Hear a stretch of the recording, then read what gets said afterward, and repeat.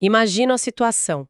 Final de um plantão, todo mundo cansado, uma prisão em flagrante e o suspeito precisa ser interrogado.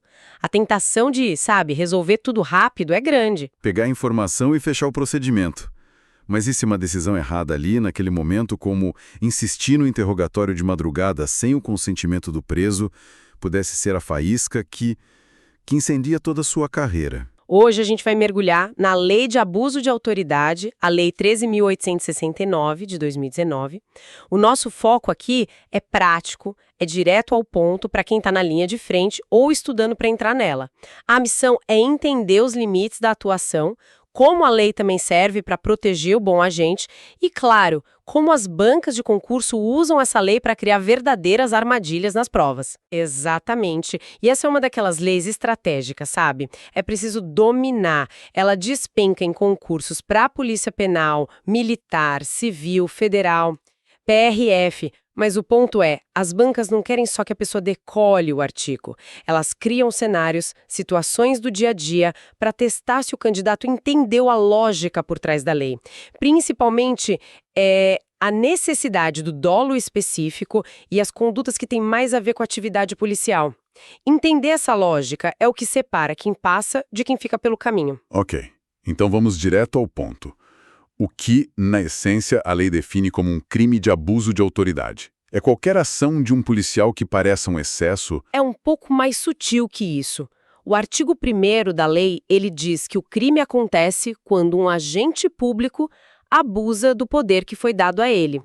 A palavra-chave é essa, abusa. Não é um simples erro, entende? Ou um ato irregular. É um desvio de finalidade. É usar o poder do Estado não para cumprir a lei, mas para outra coisa. Certo. E aí que a coisa começa a virar crime. E quem seria esse agente público? A gente está falando só de policiais, juízes, promotores, ou a lista é maior? A definição é bem mais ampla, e isso é um ponto importante, viu? O artigo 2º diz que é qualquer agente público, servidor ou não, de qualquer um dos poderes da União, dos estados, do DF, dos municípios. Isso vai desde, sei lá, um ministro de Estado até um funcionário de uma empresa pública, ou um mesário numa eleição. A lista é bem vasta mesmo. Peraí. Então, um cidadão comum, que não é servidor, pode cometer um crime de abuso de autoridade. Isso parece meio contraintuitivo. Como é que isso funciona? Essa é uma ótima observação e uma pegadinha clássica de prova. Sozinho, o particular não comete esse crime, não tem como. Mas ele pode ser coautor ou partícipe. Ah, entendi. Imagina que um empresário, por exemplo, se junta com um fiscal para extorquir um concorrente. O empresário, que é um particular, vai responder pelo crime de abuso de autoridade junto com o fiscal. A condição é que ele soubesse, da condição de agente público do parceiro e agisse em conjunto com ele. É a presença do agente público que puxa o particular para o crime, digamos assim. Entendi. Então a base é um agente público usando mal o seu poder. Mas você falou que não é qualquer erro. E aqui a coisa fica interessante. A lei fala numa finalidade específica, uma intenção. Precisamente. E se o pessoal que está nos ouvindo tiver que memorizar uma única coisa sobre essa lei, que seja esta. O parágrafo 1º do artigo 1º. Ele é o coração da lei de abuso de autoridade. Ele estabelece que, não existe esse crime na modalidade culposa. Ou seja, por imprudência ou negligência. Não tem sem querer. Não tem sem querer. A conduta só é crime se for praticada com uma de 3 finalidades específicas. E quais seriam essas intenções? A má-fé precisa estar bem clara, então. Exatamente. A lei define essa má-fé em 3 possibilidades. A primeira, que é a mais óbvia, é a intenção de prejudicar outra pessoa. Pensa numa vingança pessoal, sabe? Usar o cargo para retaliar um desafeto. Certo. A segunda é a intenção de beneficiar a si mesmo ou a um terceiro. Aqui a gente já entra no campo do favorecimento, da corrupção. E a terceira, que talvez seja a mais subjetiva, é agir por mero capricho ou satisfação pessoal. Mero capricho. Isso só um pouco perigoso, até meio vago. O que seria um exemplo prático de agir por capricho no contexto policial? Um bom exemplo seria um policial que, ficou irritado com um motorista que fechou o carro particular dele no trânsito mais cedo. Aí, mais tarde, ele usa a função dele numa blitz para, de propósito, humilhar aquele motorista. Faz uma revisão exagerada no carro, desnecessária. Não porque suspeita de um crime, mas só para mostrar quem manda. A ação em si pode até parecer legal, mas a motivação está errada. Exato. A motivação é puro capricho. E sem uma dessas 3 intenções provadas, a conduta pode ser uma infração administrativa, um erro funcional, mas não o crime de abuso de autoridade. Mas essa linha entre uma divergência de interpretação da lei e um capricho não parece um pouco tênue na prática? Como um agente se protege de uma acusação de que a interpretação dele foi, na verdade, um capricho para prejudicar alguém? Essa é a preocupação de todo bom profissional. E a lei pensou nisso, felizmente. O parágrafo 2º do mesmo artigo 1º, ele funciona como uma salvaguarda.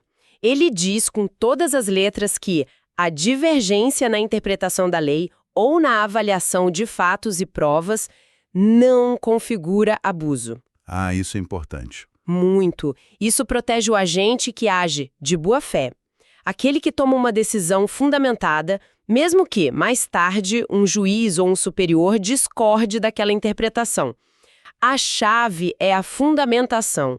Se o agente consegue mostrar que a ação dele foi baseada numa interpretação razoável da lei e não num desejo de prejudicar, de beneficiar ou por capricho, ele está protegido. Faz todo sentido. Então essa intenção deliberada é o filtro que separa o erro do crime. Isso me faz pensar quais são as situações do dia a dia, no calor do momento em que um policial pode cruzar essa linha, às vezes sem nem perceber o risco. Quais são os crimes dessa lei que mais caem nas provas? As bancas adoram os crimes que descrevem situações da rotina policial, né?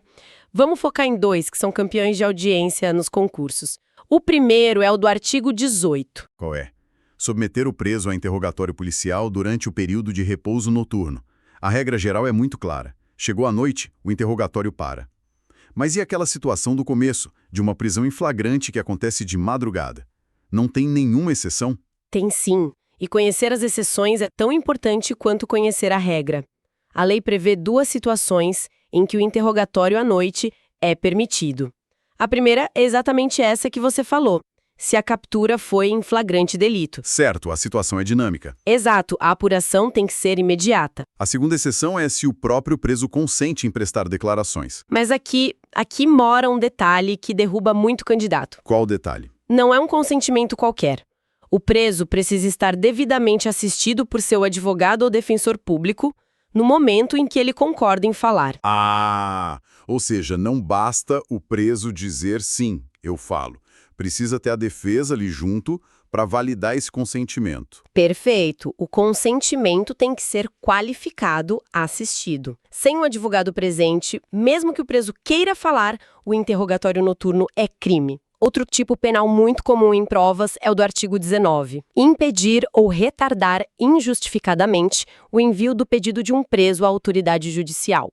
Então, se um papel ficar na mesa do delegado por um dia a mais por excesso de trabalho, não é crime.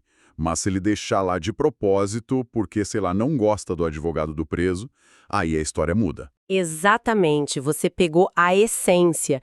Se o atraso acontece por sobrecarga, por uma falha administrativa, não tem o dolo específico, não tem a intenção de prejudicar, mas se o agente senta em cima do pedido de propósito com a finalidade de prejudicar o preso, de manter ele detido por mais tempo, aí sim temos o crime do artigo 19. A intenção, de novo, é tudo. E vale lembrar que essas condutas, como a violência na função, que antes ficavam lá no antigo crime de violência arbitrária do Código Penal, hoje são todas absorvidas por esta nova lei, que é mais detalhada.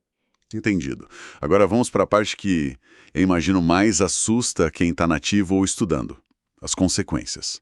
Se um agente for condenado por abuso de autoridade, o que acontece? A perda do cargo é automática? De jeito nenhum. A resposta curta e direta é não.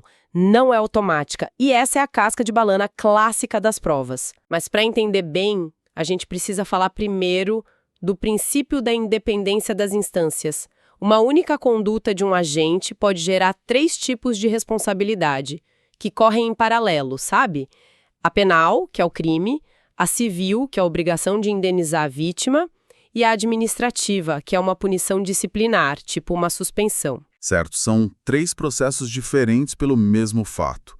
E na condenação penal, quais são os efeitos? A sentença penal por abuso de autoridade pode gerar 3 efeitos principais.